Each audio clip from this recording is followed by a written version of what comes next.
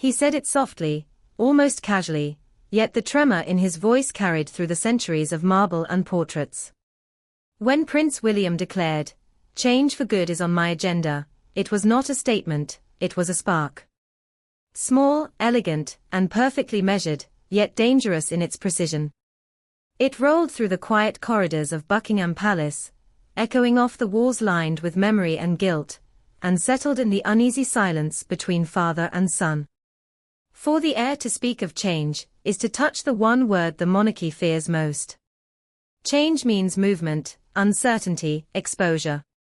The House of Windsor was built on repetition, rituals repeated so often they become truth. Every bow, every curtain, every smile calibrated to protect the illusion that time stands still. But in that moment, when William spoke those words, time began to move again. The next morning, the palace answered, wordlessly. No statement, no denial. Just pictures. Beautiful, polished, deliberate pictures. Prince Edward, Duke of Edinburgh, radiant in his usual modest way, surrounded by children in wheelchairs, a cricket bat in his hand, laughter frozen mid-air. The caption read, bowled over by the Lord's Taverners' national cricket programs. Simple. Harmless. But those who understand the language of the palace could feel it. This was not a coincidence. It was choreography. Every photograph released by Buckingham Palace is an act of diplomacy. Each frame whispers what the monarchy cannot afford to say aloud. On this day, the message was clear. While the heir dreams of change, the institution still moves to the rhythm of duty.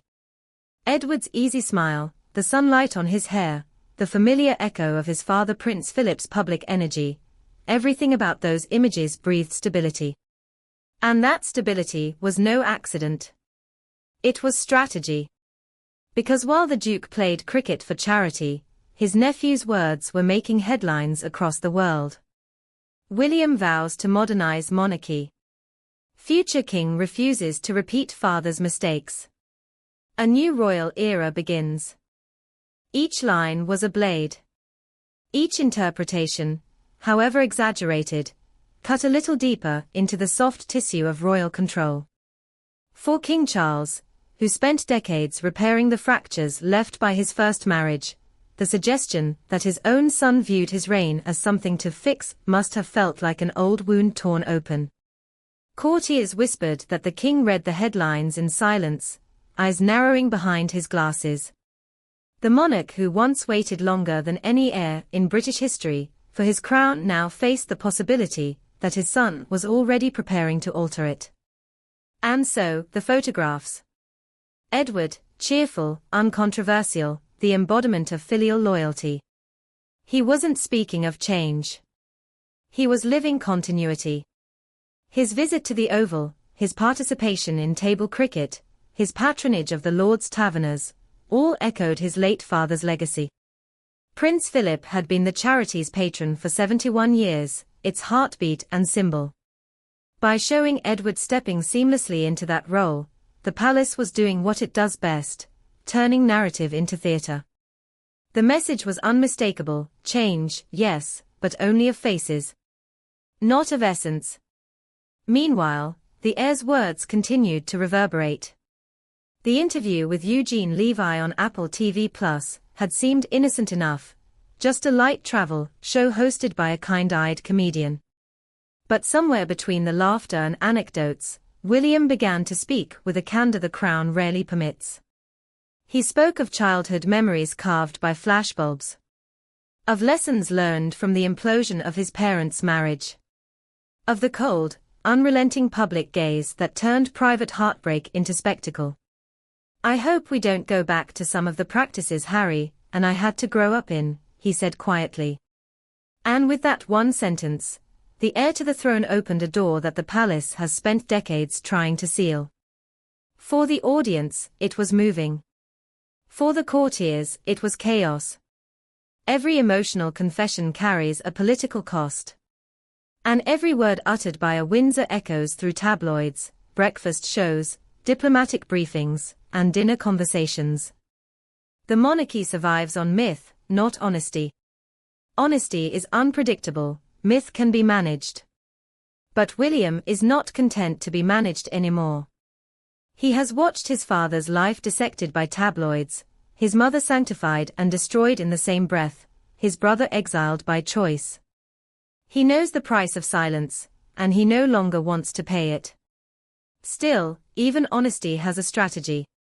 His tone was calm, his phrasing measured, his pauses deliberate.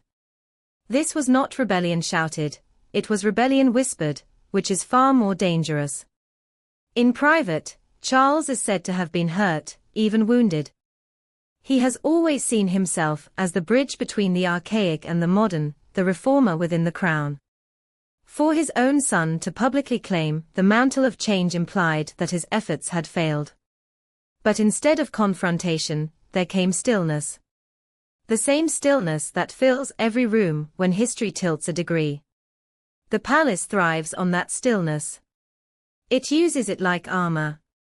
And so, when the silence became heavy, the courtiers filled it with action. The photographs of Edward were shared, liked, retweeted. They were the visual reassurance that all was well, that the monarchy was, as ever, smiling, serving, continuing. No discord, no fracture. Just a family united by duty. But behind the glass of those photographs lies a more fragile truth. The monarchy is now split between two instincts, one that clings to ritual, and one that craves relevance. Charles belongs to the first.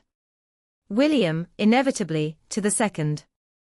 Insiders insist that the two men are close, that the king sees his son almost daily, that there is no tension. Yet anyone who studies the rhythms of the firm knows that tension rarely announces itself. It lives in what is not said, in the gap between a statement and its timing, in a photo chosen over another, in the tone of a palace press release that calls something a private family matter. It is there, in that invisible current, that the true drama of monarchy unfolds. Because monarchy, at its core, is theatre. It thrives on spectacle, but is terrified of emotion. And now, for the first time in a generation, its most visible heir has chosen to lead not with symbolism, but with sincerity. That sincerity unsettles everything. It is beautiful, but it is volatile. When William says, change for good, he means evolution. But to the palace, those words sound like erosion. Every tradition is a pillar holding up centuries of continuity, and the heir's willingness to question them threatens to move the foundation itself. And yet, what is a throne built on silence worth in a century that demands transparency? The photographs of Edward, so serene, so proper, were a kind of royal lullaby. They said, look, nothing has changed. But even lullabies can't drown the truth forever. Because the truth is that William's generation cannot exist in the same bubble that protected his grandmother. The world he will inherit is restless, impatient, and unforgiving. He knows that if the monarchy does not adapt, it will be redefined from the outside. And perhaps, deep down, even his father knows it too. Charles represents the survival of the crown. William represents its survival of meaning. Two missions, one dynasty. Between them lies the ghost of Diana, whose life and death rewrote the family's contract with the public forever. Her presence still lingers like perfume in old drapes, a reminder that the monarchy can command loyalty only as long as it remembers humanity. That humanity is what William now insists on reclaiming. But for the institution, emotion has always been dangerous currency. You can spend it once, but never earn it back. And so, the game continues. The king stages state dinners and ceremonial grandeur. The heir speaks about mental health, balance, and change. Edward smiles, unbothered, carrying his father's torch through the calm center of the storm. Each plays his part, each sustains the illusion that unity endures. Yet the contrast is undeniable, one reigns by preservation, the other by adaptation. And somewhere between them, history is deciding which vision will define the next century. Because this is not merely a story of father and son, it is the story of an institution learning, painfully, that perfection can no longer hide imperfection. In the end, that October day left behind two images. 1. A prince speaking of change with quiet conviction. The other, a duke smiling through tradition's familiar comfort. Between them stands the monarchy, an ancient organism trying to breathe in a modern world. The photographs may fade, the statements may be forgotten, but the moment will remain, when the heir to the throne, calm and poised, said that he would not repeat the past. And when the palace, immaculate and still, smiled as if it hadn't heard him at all. For that is the way of Windsor. Every revolution begins with a whisper, and every whisper leaves an echo.